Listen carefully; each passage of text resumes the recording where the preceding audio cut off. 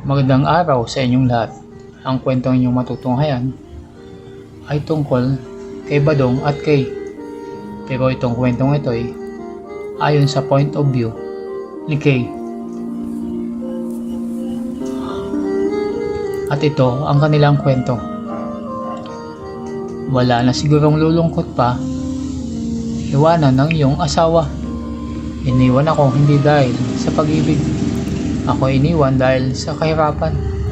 Kapwa kami may trabaho nang siya ay lumisan.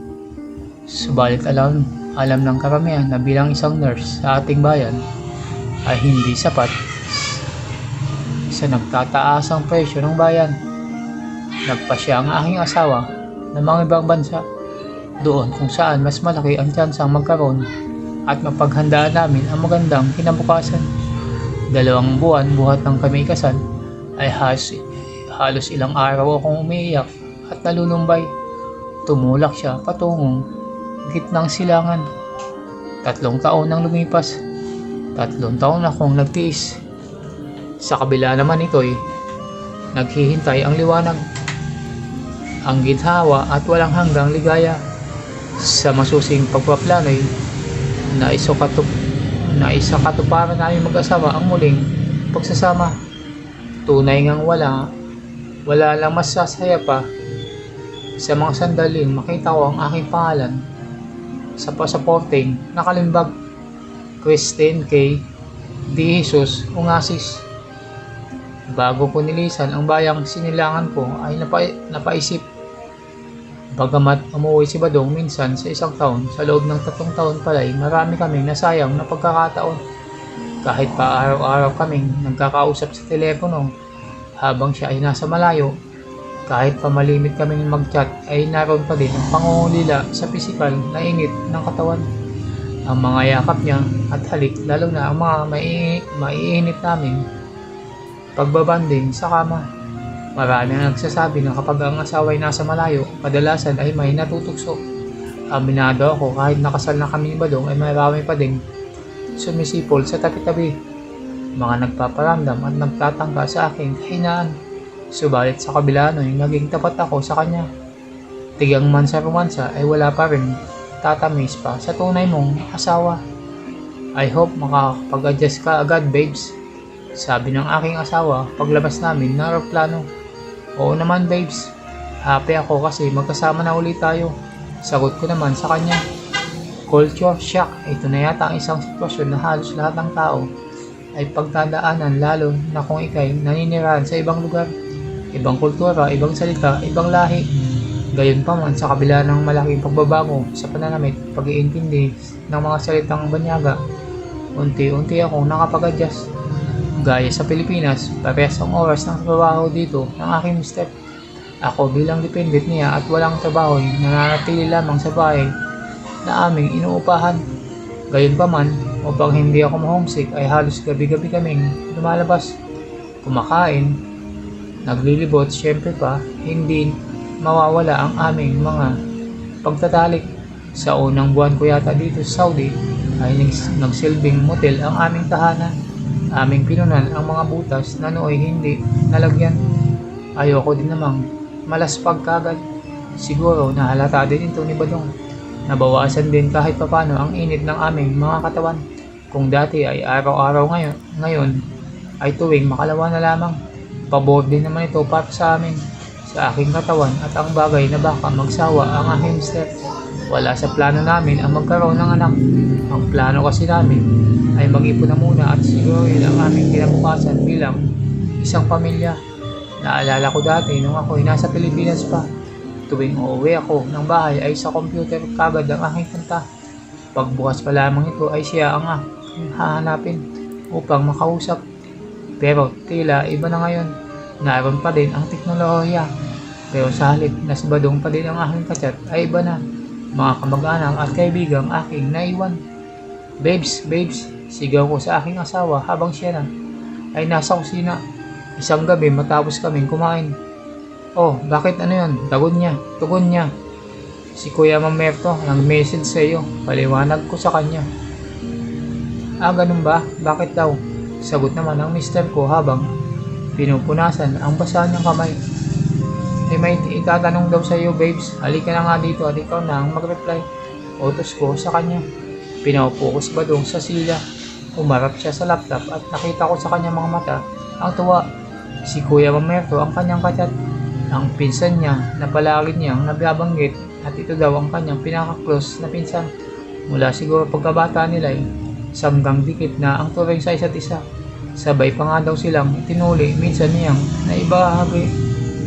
Nagkahiwalay lang sila noong pagtapak nila ng kolehiyo. Engineer ang kinuha ni Mr. at Information Technology naman ang kay Kuya Mamerto. Halos magkabuhol-buhol ang daliwi ng aking asawa sa pagtatype sa chat. Hanggang sa kapwa na nila buksan ang webcam upang mas mabilis ang usapan. Oh, hihita mo na ba kami? Wika ni Badong sa kausap. Oo, insan. Hi Kay, kumusta kayo dyan? Wika naman ni Kuya Mamerto. Maayos naman insan. Ikaw, anong balita sa'yo dyan? Balik ng aking asawa. Halos kalahating oras silang nagdaldalan. Hindi naman ako nabaliwala dahil kilala din naman ako ni Kuya Mamerto na pinsan ng aking asawa. Nagkakilala kami noong kami magsyota pa lamang ni Badong at hindi pa kasal. At siyempre noong araw ng aming kasal kung saan isa siya sa mga abay. Nga pala insan, sa Riyadh ka diba? Wika ni Kuya Mamerto. Bago sila nagpaalam sa isa't isa. O insan, bakit? Paano mo nalaman? Talong naman ng aking asawa. Naitanong ko kasi kay tita. Actually, dapat hindi ko ipapaalam sa iyo kagad. Pero natatakot kasi ako. Iba na yung may backup. Pahayag ni Kuya Mamerto. Ha? Anong ibig mong sabihin insan? Balik ng aking mister. Alam mo na, baguhan ako, saka kailangan na din paghandaan, wika niyang muli. Natanggap kasi ako insan, Riyadh din. Gusto ko sana sa Jeddah dahil nandun si Patricia. Pero dyan ako pinalad. Next month na ang alis ko dito insan. Paliwanag ni Kuya Mamerto. Wow talaga, madali na lang yan insan. Tutulungan kita mag-ayos ng papel ni Patricia. Para malipat na din siya dito. Dito ka na din tumira sa amin para magkakasama na ulit tayo. Masayang wika ng aking asawa. Umaba pa ng ilang minuto ang kanilang pag-uusap. Kitang-kita ko sa mata ng aking asawa at maging sa kanyang pananalita ang galak at pagtatangkang muli silang magkasama ng kanyang matalik na pinsan. Oo, ganun talaga insan sa una. Kapag wala ka family mo rito, isa poder ka nila nakatira. Pero kapag nalipat na dito si misis mo, pwede ka nang lumipat ng bahay. Kung mangyayari yun, magkakasama na tayo. Paliwanag pa ni Badong. Wala namang problema sa akin ang mga naging desisyon ng aking asawa. Sa katunayan ay mas maganda pa nga para sa akin dahil kung magkataoy hindi na ako gaanong mainip at mag-iisa dito sa amin tinutuluyan. Sanay din naman ako sa may ibang kasama sa bahay. Sa katunayan ay galing ako sa isang malaking pamilya at hindi na iba sa akin ang ganitong setup. Mula noon, bago pa man magtungo dito si Kuya Mamerto ay naging madalas ang pagchat-chat nila ng aking asawa. Minsan pa nga'y nagagalit ako dahil nawawalan ako ng oras para sa aking pakikipag-usap din sa mga pamilyang naiwan. Ganun pa may hindi ko na ito binigyan pa na ibang kahulugan. At ang tanging nasa aking isipan ay ang mas masayang tahanan kapag may kasama na kami dito sa bahay. May ilang pagkakataon din ako ang nakakasagot kay Kuya Mamerto. Ito ang naging susi upang kami maging malapit sa isa't isa. Hindi naman ito masama dahil kailangan naman talaga na suriing mabuti kung sino ang iyong makakasama. Babes, isang araw na darating si Kuya Mamerto, di ba? Tanong ko sa aking asawa. Isang gabi matapos kaming magbanding sa bed. Oo babes, bakit? Sagot ng aking mister. Ay wala naman, sana lang malipat na dito si Patricia. Para may kasama na ako dito sa bahay, paliwanag ko pa. Nagkaroon din naman ako ng tsansa upang makachat si Patricia, ang asawa ni Kuya Mamerto. Mas maigi na din nito dahil tiyak akong siya ang aking magiging kasangga at kadaupang palad dito sa malungkot na bahay. Alam ko din, ayon na rin sa mga kwentuhan namin na nararanasan ngayon ni Patricia ang pangungulila sa malayo niyang asawa. Kung excited si Badong, ganun din ako para kay Patricia. Sa kabila nito ay ang malaking pagbabago. Dito ang simula kung saan susubukin ng tadhana ang aking buong pagkatao. Kilala ko ang aking sarili. Ngunit sa mga karanasan ko minsan, na din akong naguguluhan. Alam kong mali, alam kong pangit, subalit ako'y tao lang at natutokso din. Kailangan ko bang sawayin o di kaya naman sumabay na lang sa agos ng aking mas makulay na buhay? Ilang araw nang lumilipas mula nang dumating na dito sa Riyadh si Kuya Mamerto. Alam kong hindi ganun kabilis ang proseso upang sumunod na din si Patricia at magkaroon na ako ng kasama.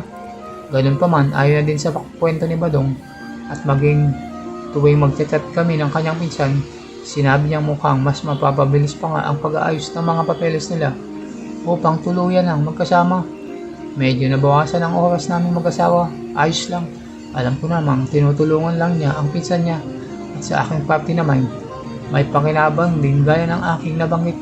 Hindi ko alam pero maski ako'y nasabik, ito ay nang magkasundo ang magpinsanan magkita sa nalalapit na weekends. Inililibot daw ni Badong ang pinsan sa bagong salta. Siyempre kasama ako sa mga lakad nila. Unang Biyernes noon, karaniwang walang pasok dito sa bansa ng mga Muslim. Basta sabihin mo sa taxi, sa Batha, tapos doon na tayo magkita. Susunduin ka namin doon ni Kay, tapos lilibot tayo. Wika ni Badong sa kanyang pinsan. Ilang oras din yata kami nanatili sa aming sasakyan bago namin nakita si Kuya Mamerto. Napatawa na lang ako sa naging reaksyon ng aking asawa dahil higit pa yata sa reaksyon niya ang kanyang ipinakita kumpara nung unang uwi namin at sinalubong ko siya. Hindi mo naman maitatanggi na naman lang naman talaga sa mga Pinoy dito sa Saudi ang gano'n. Kung may makikitang kalahi, lalo na pa ngayon, at kadugo mo pa ang katagpo. Hehehe insan, kumusta? Masayang bati ng aking asawa. Uy Badong insan, pumuti ka yata. Hi Kay, balik naman niya sa amin. Dagli ang sumakay si Kuya Mamerto sa aming sakyan. Kaagad pinaandar ang aking mister ang kotse upang magtungo sa iba't ibang lugar.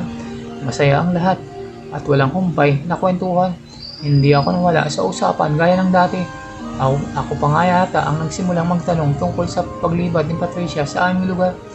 Alam mo naman insan, tao lang. Natitigang din, biro pa ni Kuya Mamerto. Sa puntong iyon ay napangiti pa ako. Kung kanina ay puro sila ang nagbibiroan, hindi ko na alam ngunit tila ako'y ginanahan. Ako na yata ang bumabangka sa mga usapan. Kahit pa sa usapang banding ng mag-asawa ay pag-usapan namin. Normal lang naman para sa amin na nasa sapat ng edad. Alam ng aking asawa ang aking kakayahan, ang pagiging aktibo namin sa pagbabanding sa kama. Gayon ba may hindi ko hinayaang maging bukas akong tuluyan. Kahit pa sa sarili ko'y parang kinikiliti. Lalo na doon sa ibaba sa tuwing babanat sila ng birong kabuglian. Oo nga kayo Kuya Mamerto, isa na yan sa dahilan kung bakit pinuha ako ni Badong dito. Hehehehe. Hirit ko pa sa kanila. Buti ka pa insan, hindi na malamig ang gabi mo eh. Hirit muli ng aking pinsan. Aminado akong gusto ko nang hipuin ako ng aking asawa doon. Hindi ko alam pero parang may kakaibang dating ang kanyang pinsan. Pinipigilan ko din kahit paano ang aking sarili. Ayaw kong mahalata ni Badong na umangat ang aking kabuglian tuwing ako at si Kuya Mamerto'y magtatawanan. Nagpatuloy ang aming masasayang kwentuhan hanggang matapos ang aming hapunan. Hindi ko alam kung batid ito ng aking asawa, pero talagang tila ako ang mas masaya kaysa sa kanya. Sa tuwing babanggitin ni Kuya Mamerto ang kanyang pagkatigang, hindi man sa akin direktang sinasabi, ay parang ako ang pinapatamaan. Hanggang dito na lang muna ang ating kwento. Kung nagustuhan nyo ang kwento sa araw na to, ay huwag kalimutan mag-subscribe, like at comment. para updated kayo sa mga susunod pang mga videos. Hanggang sa muli, maraming salamat. Abangan ang susunod na kabanata.